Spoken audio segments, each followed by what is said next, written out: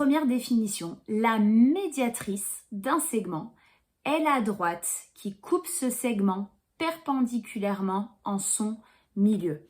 Donc là, on est en train de parler d'une perpendiculaire spéciale. Un petit schéma pour voir ce que ça donne. J'ai mon segment AB, ici. J'ai trouvé son milieu ici. Et j'ai tracé la perpendiculaire au milieu. Et bien cette droite-là, ça s'appelle une médiatrice. En fait, c'est la médiatrice du segment AB. Alors, on va regarder un petit peu sur GeoGebra, qu'est-ce qui se passe quand on a une médiatrice. On va essayer de comprendre un petit peu pour réussir à la construire. J'ai préparé un segment AB sur GeoGebra et je vais venir construire la médiatrice. Si j'utilise la définition, qu'est-ce que je vais faire? Je vais venir chercher le milieu du segment AB, donc voilà, ici, et je vais venir tracer la perpendiculaire. Donc j'ai bien la perpendiculaire qui passe par C.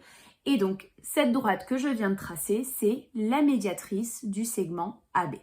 Je vais maintenant placer un point D sur cette médiatrice, par exemple ici.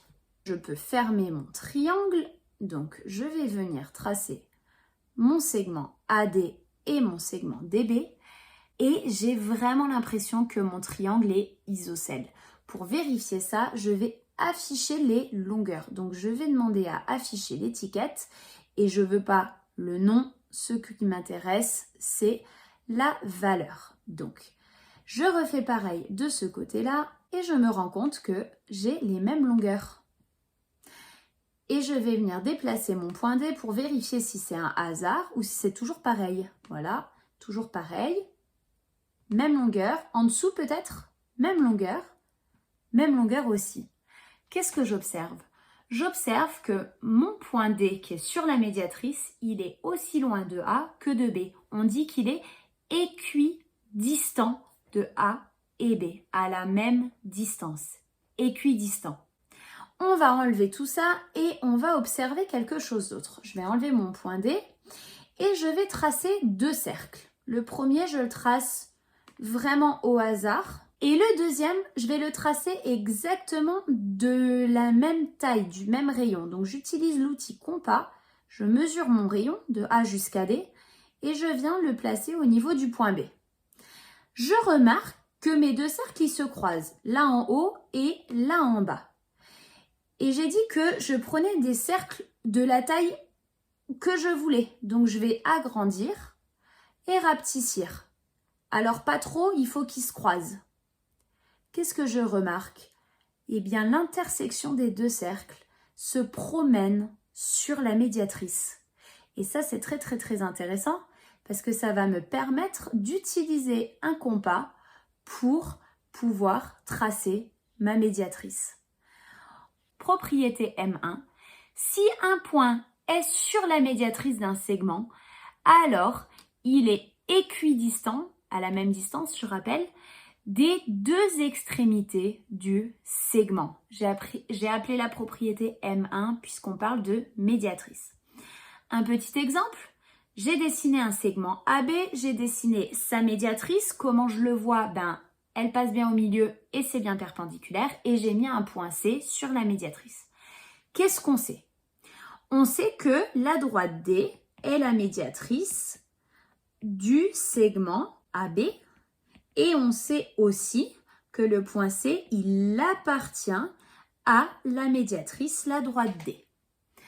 Dans ce cas-là, je suis bien dans les conditions de la propriété M1. Je peux utiliser ma propriété M1.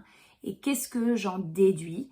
J'en déduis que AC, c'est égal à CB. Le point C est équidistant à la même distance des deux extrémités. Je passe à la propriété M2, c'est la même mais dans l'autre sens. Ce qui était notre conclusion, ça va devenir notre condition et notre condition, elle va devenir notre conclusion. Ça s'appelle une propriété réciproque. Je signale juste, c'est pas du vocabulaire à connaître par cœur pour l'instant. Si un point est équidistant des extrémités d'un segment, ça veut dire si j'ai un segment et un point qui est aussi loin d'un côté que de l'autre, alors ce point-là appartient obligatoirement à la médiatrice de ce segment. Encore une fois, un petit exemple. J'ai dessiné un segment AB et j'ai dessiné un point C qui est équidistant de A et de B. C'est codé, c'est à la même distance. On sait que AC est égal à CB. J'aurais pu écrire C est équidistant de A et B. C'est exactement la même chose.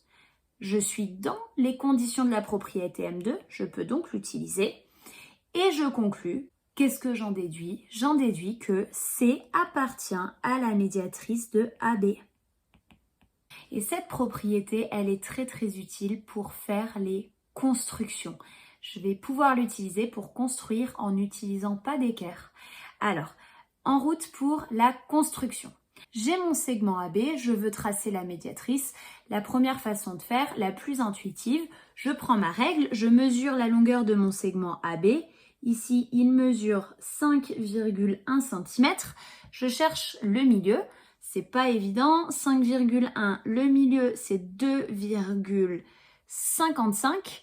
Je suis pile entre 2,5 et 2,6. Donc, j'essaye de mettre mon milieu du plus précis que je peux. Voilà mon milieu, je peux déjà mettre le codage et puisque c'est la perpendiculaire, je prends mon équerre et je viens tracer la perpendiculaire qui passe par le milieu et je peux prolonger. Voilà pour la construction de la médiatrice. J'oublie pas le codage, je peux la nommer D si j'ai envie et j'ai terminé de construire la médiatrice à l'équerre. Le vrai problème de cette méthode-là, c'est que c'est pas très précis, notamment pour positionner le milieu. Et souvent, l'équerre, vous la mettez pas de la manière la plus précise non plus. Alors, je vous propose de regarder une deuxième méthode. À nouveau, j'ai mon segment AB et je veux tracer sa médiatrice. Cette fois-ci, je vais utiliser ma propriété M2. Et donc, j'ai besoin de construire un point qui est équidistant de A et de B.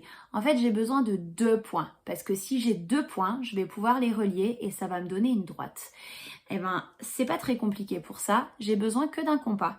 Je vais mettre la pointe de mon compas sur le point B ou A, peu importe dans quel ordre on le fait. J'écarte un peu plus que la moitié pour être sûr que je vais avoir des belles intersections d'arcs de cercle et je viens tracer des arcs de cercle. Alors, je vise à peu près au milieu au-dessus et au milieu en dessous. Voilà. Et je vais absolument pas changer l'écart de mon compas. Je me mets sur l'autre extrémité, bien précisément, et je viens faire les croisements de mes arcs de cercle. Attention, il faut surtout pas que je change l'écart du compas. Donc, ici et là. Qu'est-ce que je viens de faire? Je viens de faire 2 points qui sont éloignés de la même distance de A et de B, en dessous et au-dessus. Eh bien oui, puisque j'ai pas changé le rayon. Ça veut dire que ces 2 points-là, ils sont sur la médiatrice. Donc pour tracer la médiatrice, je n'ai plus qu'à prendre ma règle, à viser bien les intersections et à tracer. J'ai mon angle droit qui passe en plein milieu du segment AB et donc j'ai construit ma médiatrice sans avoir besoin de mesurer, sans avoir besoin de viser correctement avec l'équerre. J'ai juste eu à faire des arcs de cercle. Voilà pour les méthodes de construction de la médiatrice.